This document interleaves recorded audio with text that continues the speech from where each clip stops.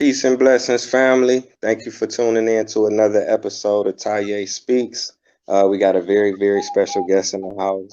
Very talented, very artistic, very beautiful, very creative. Thank you so much for coming on the show. It's truly an honor. I truly appreciate you. For the viewers Thank who may you. not know, uh, let them know what's your name and definitely let them know where you're from. Well, I can let them know my name. My name is Al Dreamer, but most people know me by Peaches or Miss Peaches. Um, and what else you said? Where I'm Where you from? from? I'm from Baton Rouge, Louisiana. But I am in Texas now. So Oh, yeah, okay, that's real cool. Okay, so my first question is, how did you get started with music? it's been my life since life. Um, of course, I started off in church. I was born and raised in church. My father was a preacher. Um, and I've been on pulpits and stages between school and church since maybe 5 or 6 years old. I began writing songs at the age of 8, and around the age of maybe 10 or so, 10 or 12, somewhere around there, up until my um, teenage years, I was in a group in church with actually two of my family members and a really close friend. And we used to travel like from church to church. We went on the Bobby Jones gospel show. Um, and I used to write songs for us as well back then. So it's music. Music is just a part of my life and my family, my immediate family, my father, my mother, my siblings. We all are kind of gifted in the music area. So Wow, wow, that's definitely a yeah, blessing. Growing up, did you have any mu musical influences outside of your family, like favorite artists or? of course, yes. Whitney Houston was number one. I was a fan of Whitney Houston, Mariah Carey. I don't know if you all are familiar with CC Peniston, but I loved CC Peniston. Um, those were Vesta. Um, yeah, those were SWV and Escape, of course. Um, was like the favorites of groups, and also Mary J. Blige. Mary J. was my favorite, like in my high school year. So yeah. Oh, okay, okay. Yeah, I'm familiar with most of them. You said C.C. Peniston? CC Peniston, because I used to be in like performing arts classes and stuff like that. So whenever we would have to pantomime songs and stuff like that, it was always one of her songs. Yeah, she just kind of fell off eventually, but she was like back then, like she was dope. She was the it girl. Yeah. I'm gonna have to Google. I'm gonna check her out. I'm gonna check her out. Mhm. Yeah. You probably Okay. one of her popular songs was like "Keep on walking, I ain't talking to you anymore." It Over your sounds head, familiar. You okay. still got it though. It still sounds Over your good. head, okay. But yeah, No, I'm a YouTuber though. she was the bomb. Yeah. Okay, okay. I'm glad you shared that with me because I always like finding new music, something different I Mhm. ain't heard before. Right. Okay, okay. So my next question is now how did you you like you said you started off doing gospel music and some R&B. Now how did you connect with No Limit and Master P by you being from a different city?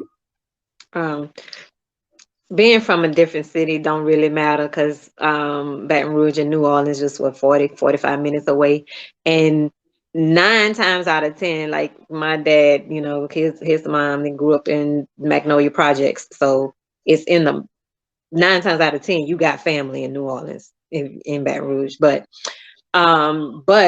the way that I met them, it was kind of like a double meet, a double meeting. If that makes any sense. The first time that it was me, my cousins, some friends, we all had went to a concert. We went to a Mia X concert, and Mia X, of course, she had bought like a lot of the rappers with her. At that time, I didn't really know who everybody was. I knew who Mia X was. I actually thought Steve Murder was Master P. Um, And she had like and Moby Dick, Mac, and a lot of the rappers had came with her. And so after the concert, when we were heading home, we noticed like some strange cars on the highway. That Baton Rouge is this small, so everybody know everybody, and we was like, who is that? So we automatically was like, wait, we think that's them. So we actually did the group thing and kind of followed them. So we followed them. And I don't think I knew at that time that they had a studio in Baton Rouge. But that's where we ended up following them at, and we didn't know that that's where we followed them at. And we sat in the car like it was a building, and we parked on the side of the building, and was just kind of looking, and like some of the girls who I was with, they knew who everybody was, so they was kind of calling everybody out or whatever. And so finally, Mac and somebody else came to the car eventually, and we started. Of course, it was a car full of females, so we all talking, and now everybody coming to see like who they over there talking to or whatever. And then Moby Dick pulled up, and he pulled up in his car because he was leaving. And we went and talked to him, and we told him that we was a group, because at the time two of my cousins that we was in the church group with, we told him we was in a group or whatever, and we sing blah blah blah. So he was like, okay, cool. And I think he might have taken one of our numbers or something like that. And he did ask us like our ages and stuff like that. And at that time you had to be 18. I was the only one that was 18. Um, and he was like to even get involved with them or whatever. So anyway, he took down our information, but we had never heard anything from him. Well, lo and behold, um, maybe a couple of months later, not even a good 2 or 3 months in between that time, I went to a talent show with another local rapper from Baton Rouge, out of town, and Moby Dick just so happened to be there. And I reminded him of meeting him. He was like, oh yeah, whatever. So he got my information again. Well, this time it was probably less than a week. He was calling me, telling me that they needed somebody to sing on a song. And he came and got me, and brought me to the studio. And I recorded, the first song I recorded was Life or Death, C Murder's Life or Death album, the Life or Death song.